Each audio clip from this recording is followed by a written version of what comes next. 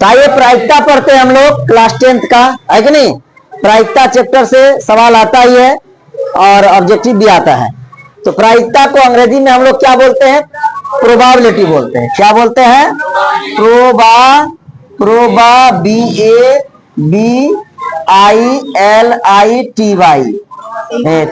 Probability है ना। इसी को हम लोग क्या कहते हैं? प्रायिकता कहते हैं। क्या कहते हैं? इसकी कुछ मौलिक बातों को जानेंगे। दिया है प्रायिकता एक सैद्धांतिक दृष्टिकोण है। आइए निम्नलिखित स्थिति पर विचार करें।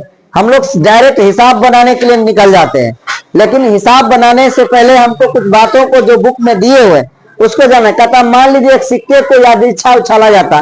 पहली बात आ गई सिक्का। सिक्का चाहे वो 5 रुपया का हो, 1 रुपया का हो, 2 रुपया का हो, सिक्का में 2 पहलू होते हैं। कितने पहलू होते हैं? 2 पार्ट होते हैं। क्या क्या होते हैं कोई बताएगा? एक होता है टेल, जिसको हम लोग क्या बोलते हैं? पट बोलते हैं। क्या बोलते हैं? पट। और चित को क्या बोलते हैं? हेड बोलते हैं। यानी TAIL टेल, HEAD हेड, चित और पट। सिक्का को जब उछालेंगे हम तो दो में से कोई एक परिणाम होगा, या तो चित होगा या पट होगा। सिक्का में भारत का नक्शा जिधर रहता है उसको चित बोलते हैं। जिधर गेहूं और क्या दिया नहीं ना दिया हुआ रहता है वो एक लिखा होता है, उसको क्या बोलते हैं? पट बोलते हैं। क्या किसी किसी सिक्का में जो है, अभी नया जो सिक्का आया है उसमें अलग अलग पहचान होता है। तो एक को पट बोलते हैं, दूसरा को क्या बोलते हैं? चित। तो 2 पहलू होते हैं, 2 में से कोई एक ना एक परिणाम उसमें सिक्का उछालने पर आता है। उसी की चर्चा किया। जब हम एक सिक्के की बात करते हैं तब हम यह कल्पना करते हैं कि वह न्याय संगत है, अर्थात वह सममित है। 2 बात आया, न्याय संगत या सममित, ताकि कोई कारण न हो कि वह एक ही ओर दूसरी ओर की अपेक्षा अधिक गिरे। मतलब ये सममित और न्याय संगत का मतलब हुआ कोई ऐसा कारण नहीं हो जाए जो कि किसी एक व्यक्ति के तरफ ही इशारा कर दे। सिक्का में ऐसा होता है क्या? नहीं। वह सिक्का एक ऐसा चीज है, वह किसी व्यक्ति विशेष पर काम नहीं करता। वह स्वतंत्र रूप से उछाला जाता है, उसको जिसके भाग में आता है वो हो जाता है कि नहीं। कहा कि अपक्षतापूर्ण, सिक्का उछालने पर किसी का कोई पक्ष नहीं होता है उसमें, इसलिए सिक्का उछाला जाता है। अब 2 आदमी से अगर कराया जाए, हो सकता है वो आदमी उसके पक्ष का उसके तरफ से बोल देगा। इसीलिए सिक्का एक न्याय संगत विधि है। सिक्का उछालना कैसा विधि है? न्याय संगत विधि है। अपक्षतापूर्ण है, अपक्षपातपूर्ण है, यानी वो किसी का पक्ष नहीं लेता है। होना यादृच्छा उछाला, यादृच्छ में अचानक ऐसे उछालते हैं से हमारा तात्पर्य है कि सिक्के को बिना किसी पक्षपात या रुकावट के स्वतंत्रता पूर्वक गिरने दिया जाता है। माना कोई पक्षपात नहीं, स्वतंत्रता पूर्वक गिरने दिया जाता है बिना किसी रुकावट पर। और उसके हेड और टेल आने का जो भी आता है, जिसके पक्ष में जाता है उसकी क्या हो जाती है? जीत हो जाती है। हम पहले से जानते हैं सिक्का 2 संभव विधि में से केवल एक ही विधि से गिर सकता है। ऐसे भी पता है सिक्का 2 में से कोई एक ही विधि से गिरेगा, चाहे हेड पर गिरेगा या टेल की तरफ। का या तो चित ऊपर होगा या फिर पट ऊपर होगा। क्या कहा? या तो चित ऊपर होगा या तो पट होगा। क्या जी? अब एक लड़का सवाल कर दिया था कि सर कहीं खड़े गिर गया नहीं, तो खड़ा गिरने का मतलब है कोई परिणाम शून्य हो गया उसका। 2 में से कोई एक परिणाम आना चाहिए। सिक्का जब उछा खड़ा गिरेगा कहा? अगर कच्चा मिट्टी में है तो भले खड़े आएगा तो धस सकता है, पक्की पर गिराता है, सूखा मिट्टी में गिरेगा तो वो या तो चित ऊपर होगा या तो पट ऊपर होगा। हम सिक्के के उसके किनारे के अनुदिश गिरने की संभावना को अस्वीकार करते हैं। देखिए आपके बुक में खुद दिया हुआ उसके किनारे मतलब खड़ा गिरने को हम क्या करते हैं? अस्वीकार करते हैं। या तो चित गिरे या पट गिरे। फिर कहा है कि जो उदाहरण तब संभव है जब सिक्का रेत पर गिरे। आप देखिए रेत मीन्स क्या होता है? बालू। सिक्का जब आपका बालू पर गिरता है, हम यह तर्क संगत पुरुष से मान सकते हैं कि प्रत्येक बालू पर गिरेगा। क्या हो सकता है भाई? का प्रत्येक परिणाम चित या पट का प्रकट होना उतनी ही बार हो सकता है जितनी कि अन्य परिणाम का। दूसरे शब्द में हम कहते हैं परिणाम चित और पट संप्रायिक है। पहली टॉपिक्स हो गई, एक सिक्का को उछालने के बाद उसका परिणाम चित या पट क्या कहलाएगा? सांप्रायिक कहलाएगा। क्यों सांप्रायिक कहलाएगा? क्योंकि दो में से कोई एक परिणाम होगा ही। ठीक है, तो ये क्वेश्चन आगे है, इसका 3-4 क्वेश्चन दिया हुआ है, उसमें कहता है सांप्रायिक है या सांप्रायिक नहीं है। तो आप समझ जाइए सिक्का उछालना क्या हो जाएगा? सांप्रायिक होगा। क्या होगा? सांप्रायिक परिणाम में एक अन्य उदाहरण के लिए मान लीजिए कि हम एक पासे, अब सिक्का के बाद किसका चर्चा हो गया? पासा। और पासा में क्या क्या होता है भाई? पासा किसको कहते हैं? लूडो का गोटी जो होता है सफेद, उसमें 1 से 6 तक लिखा हुआ होता है। कहा है पासे को फेंकने पर प्राप्त होने वाला परिणाम 1 2 3 4 5 6। चूंकि एक पासे में एक पार्ट में 6 सतह होता है उसका, एक में 6, दूसरे में एक में 1, दूसरे में 2, तीसरे में 3, इस तरह से 6 तक ही रहता है। तो ये पासा समझ गए। पासा जब ये उछालेंगे तो कितना परिणाम हो सकता है? 6 में से कोई एक, 6 में से कोई एक परिणाम होगा। क्या प्रत्येक प्रयोग के परिणाम सांप्रायिक होते हैं? आइए देखें।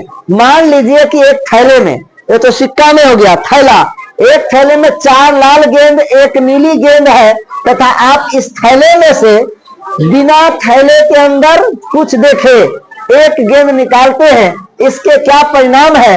क्या एक लाल गेंद और एक का नीली गेंद के परिणाम सांप्रायिक है? पूछ रहा है आपको। सांप्रायिक का मतलब वह कोई न कोई परिणाम होगा, कोई न कोई घटना घटेगी। इवेंट ई से सूचित किया जाता है, प्रायिकता को पी से, प्रोबेबिलिटी। क्या कहा? एक थैला में 4 गेंद क्या है? लाल है, और एक क्या है? नीली है। बिना थैला में देखे कोई एक गेंद निकालना है, तो क्या इसकी सांप्रायिक, क्या उसमें से या नीला आ जाए चाहे लाल आ जाए, आना क्या सांप्रायिक होगा? बताइए। क्योंकि यहाँ 4 लाल गेंद है और एक नीली गेंद केवल एक ही है, अतः आप यह अवश्य स्वीकार करेंगे आपके द्वारा एक नीली गेंद की अपेक्षा एक लाल गेंद निकालने की संभावना अधिक हो सकती है। क्या कहा कि इस थैला में तो गेंद हो गया टोटल 5, लेकिन कारा सांप्रायिक है या नहीं? इसमें बात यह हो गया कि लाल गेंद की संख्या अधिक है, नीली गेंद की संख्या क्या है? कम है। तो हो सकता है कि इसमें जब गेंद को बिना देखे निकालेंगे तो लाल के से निकलने की संभावना अधिक हो सकती है और नीली की क्या हो सकती? कम। चूंकि नीला क्या है? एक ही है। यह बात परफेक्ट समझ में आएगी। यह परिणाम एक लाल गेंद और एक नीले गेंद सांप्रायिक नहीं है। देखिए 2 डिबेट हो गया इसमें। सिक्का उछालना क्या बोल दिया? सांप्रायिक है। सिक्का क्या है भाई? सिक्का उछालना क्या हो जाएगा? सांप्रायिक है ना? सांप्रायिक है।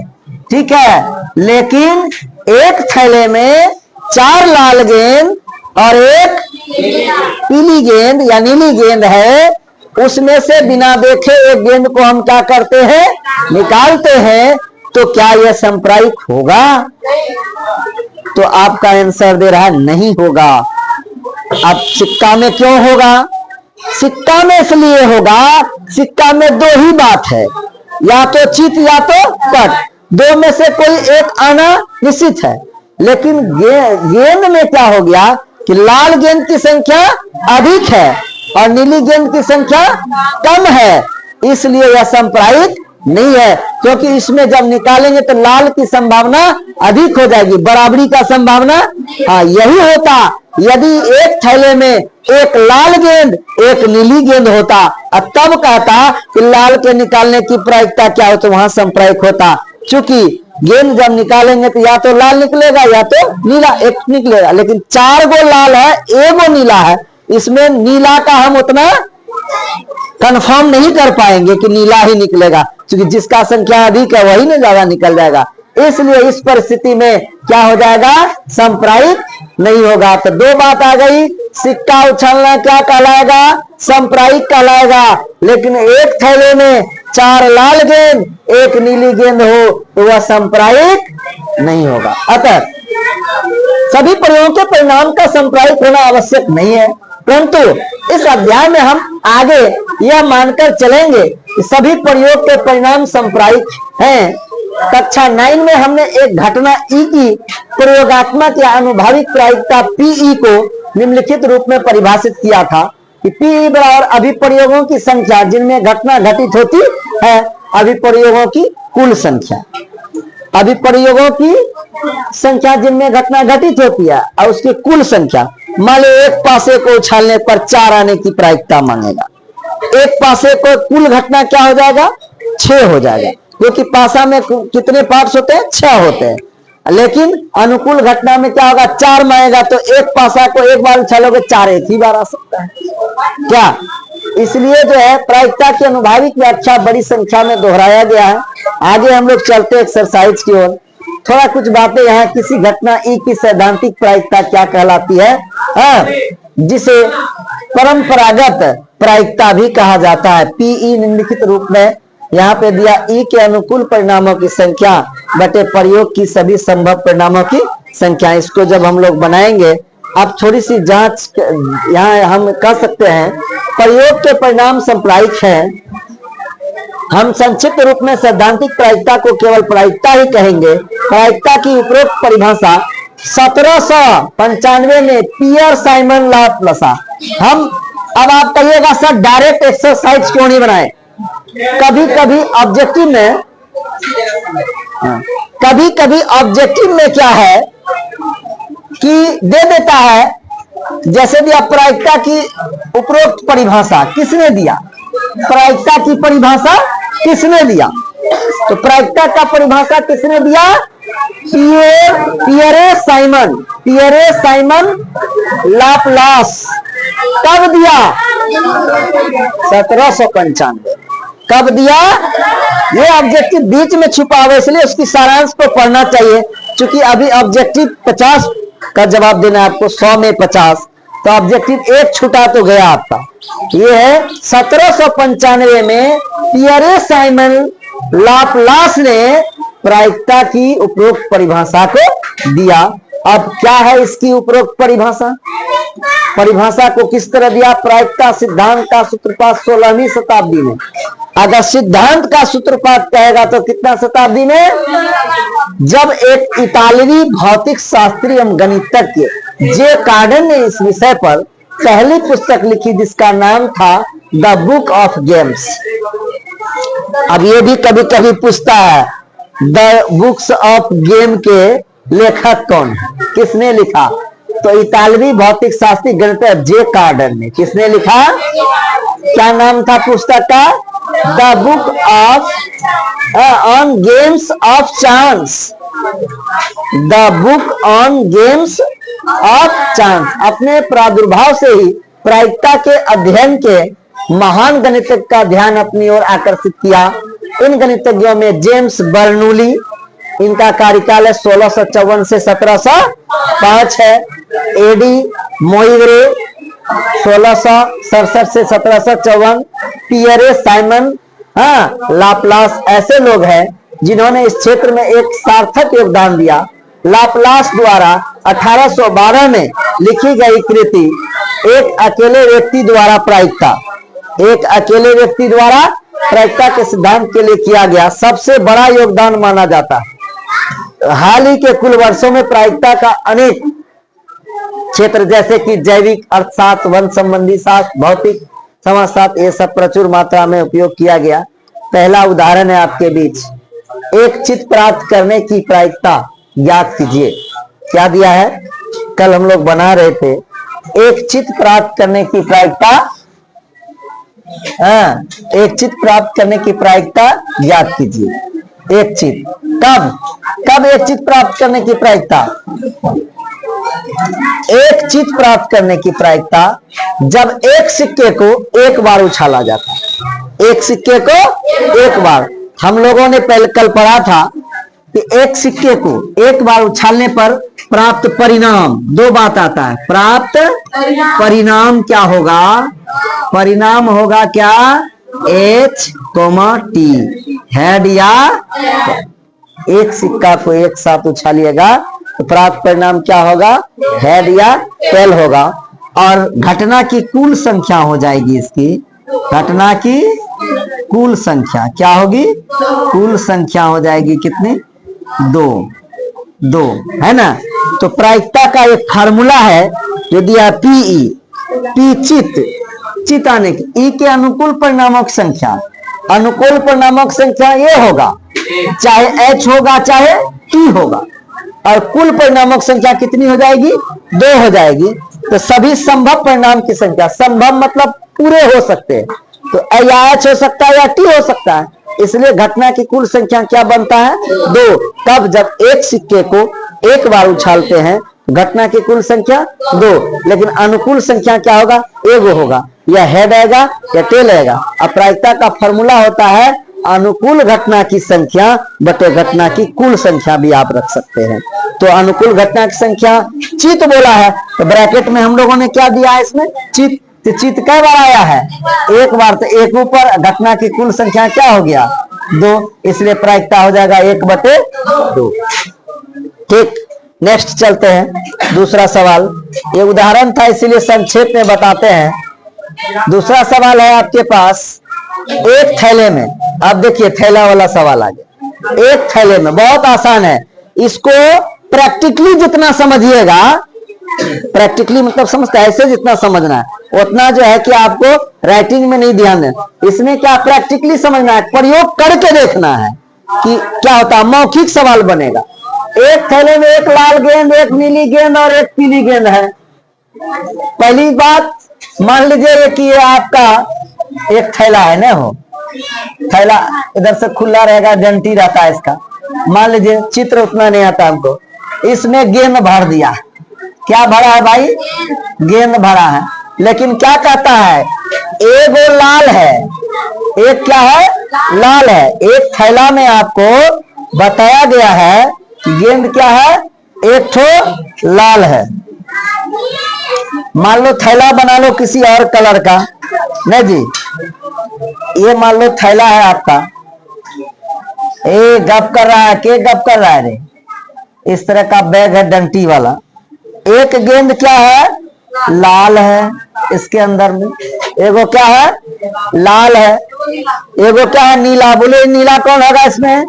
ये वाला, ये लाल के नीचे ये एक गेंद क्या हो गया? नीला है। और क्या बोला है? पीला।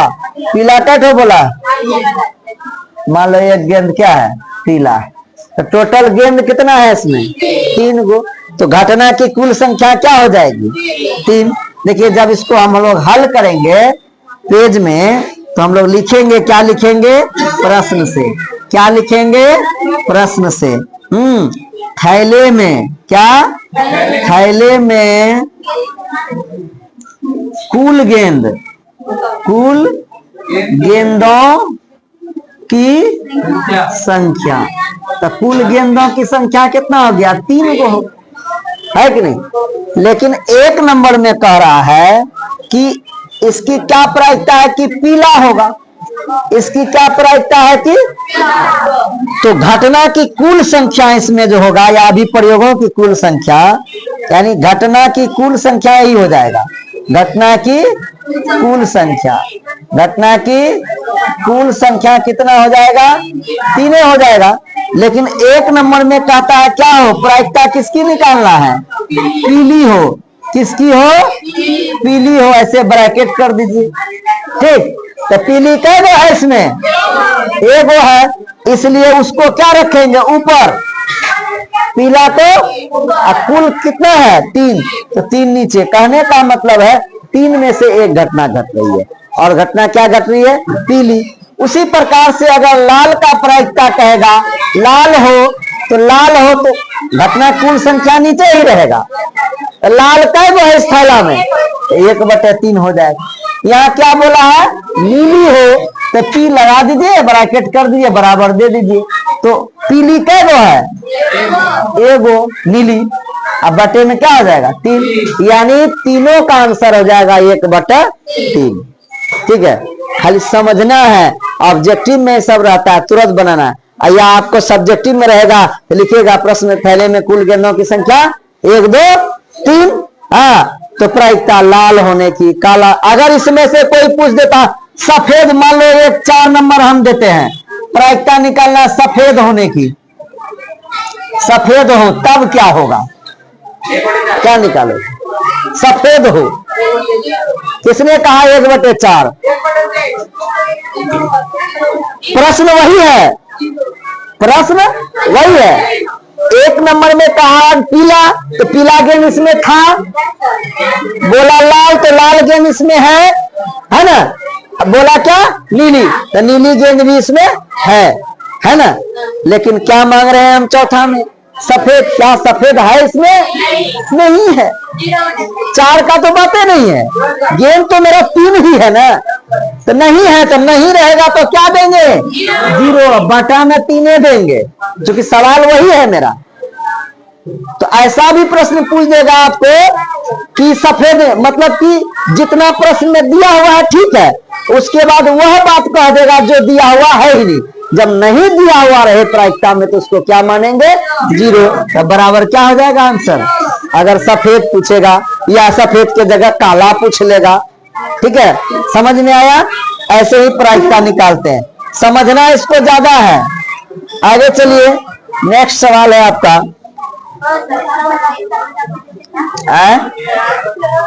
हो गया है ना सब। इसी तरह से बनाइएगा इसको। चलिए एक्सरसाइज की ओर चलते हैं।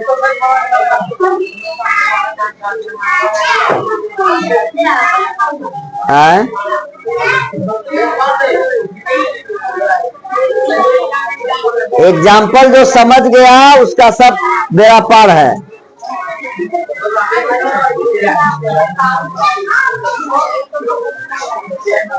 चलिए 14.1 15 पॉइंट होगा, इसमें मिस किया है। एक बार देख लेते हैं कितना हो जाएगा। 15.1 होगा। घटना ई की प्रायिकता प्लस घटना ई नहीं की प्रायिकता होती है, क्या हो जाएगा, 1 हो जाएगा। हमेशा याद रखना। कभी कभी ऐसा भी देता है, नोट कर लो, पीई प्लस पीई डैश बराबर क्या होगा, 1 होगा। क्या होगा, 1। मतलब घटना ई की प्रायिकता घटना ई की नहीं प्रायिकता का योग क्या होता, 1 होता है। और एक निश्चित घटना की प्रायिकता भी 1 होती है, ठीक है।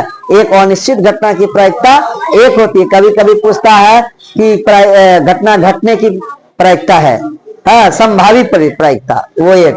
आज जैसे दिया 1 हो गया। उस घटना की प्रायिकता जो घटित नहीं हो सकती, क्या हो जाएगा, 0। ऐसी घटना क्या कहलाएगी, असंभव घटना कहलाएगी। असंभव या अनिश्चित, या क्या बोलेंगे, अनिश्चित। असंभव या क्या बोलेंगे, उस घटना की प्रायिकता जिसकी घटित होना निश्चित है, क्या कहलाएगा, संभव या निश्चित भी बोल सकते हैं। कभी कभी ऑप्शन में आपका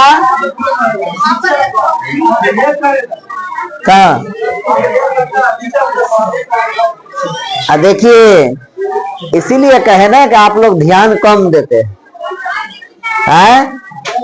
उस घटना की प्रायिकता जिसकी घटित होना निश्चित है, तो क्या हो जाएगा, 1। और ये ऐसी घटना कहलाती, यहां होगा संभव या निश्चित। कभी कभी ऑप्शन में दे देता है निश्चित और अनिश्चित, तो निश्चित ऑप्शन जाएंगे, संभव देगा संभव। सवाल नंबर है 4। क्या कह रहा है, किसी प्रयोग की सभी प्रारंभिक घटना की प्रायिकताओं का योग होता है, 1 होता है। योग कितना हो जाएगा, 1।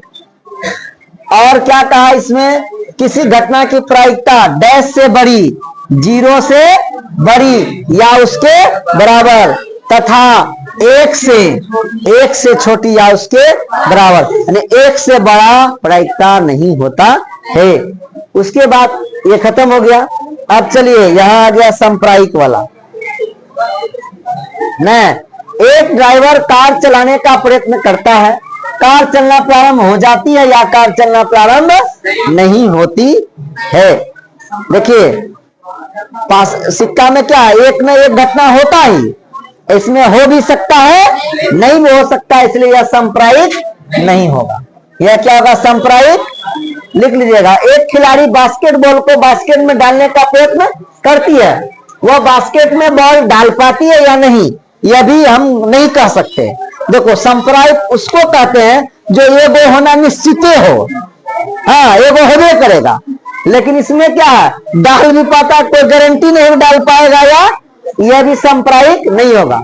एक सत्य असत्य प्रश्न का अनुमान लगाया जाता, उत्तर सही है या गलत। देखिए ये सिक्का वाला में आ जाएगा, क्यों, एक सिक्का को उछालेंगे तो चित या पट होगा ही, उसी प्रकार से एक सत्य प्रश्न का उत्तर देंगे तो या तो सही होगा या तो गलत होगा, एगो होना तय है, इसलिए ये क्या हो जाएगा, 3 नंबर क्या हो जाएगा, सांप्रायिक है।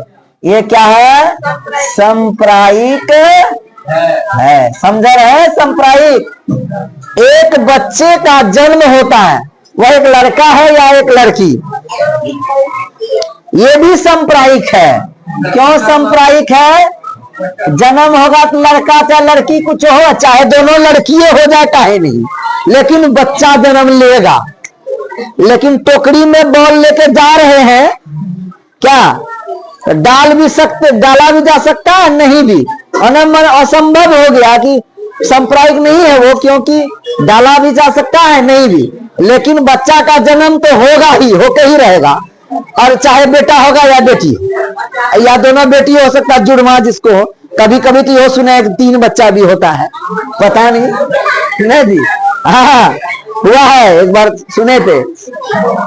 तो ये इसमें इस 4 क्वेश्चन में 2 क्वेश्चन आपका सांप्रायिक है और 2 क्वेश्चन सांप्रायिक, तीसरा है हल्ला नहीं कीजिए।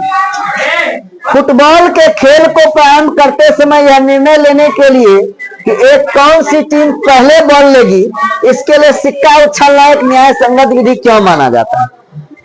सिक्का उछालना एक न्याय संगत विधि है, क्योंकि सिक्का में पहली बात है कोई पक्षपात नहीं होता है, जो भी टीम चाहे जो हेड ले चाहे कोई टेल ले, दोनों में से कोई एक परिणाम, चूंकि सिक्का उछालना स्वतंत्रता पूर्वक जब सिक्का को उछाला जाता है उसमें कोई पक्षपात नहीं होती है, इसलिए यह विधि क्या है, न्याय संगत विधि है।